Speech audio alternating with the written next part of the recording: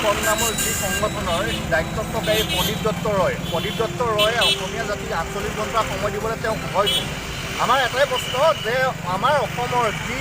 আমাৰ সাহিত্য সংস্কৃতি আমাৰ ভাষাৰ যি চহকী আমি এই জাতিটো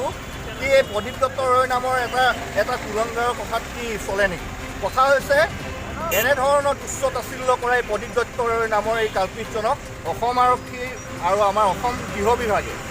অনতিপলমে তেওঁক কৰায়ত্ব কৰি উচিত শাস্তি প্ৰদান কৰিব লাগে। আমি সদৌ অসম ছাত্ৰ সন্থা সদৌ বিশ্বনাথ জিলা ছাত্ৰ সন্থা আদি বিশ্বনাথ আঞ্চলিক ছাত্ৰ সন্থাই আজি বিশ্বনাথৰ মাজমজিয়াৰ পৰা আমি অসম চৰকাৰ গৃহ বিভাগক এটাই দাবী জনাব বিচাৰিছোঁ যে এই কাল্পিতটোৱে বাৰে বাৰে যেতিয়া তুচ্ছ তাচ্ছিল্য কৰে জাতিটোক যেতিয়া অপমান কৰে আপোনালোকৰ যি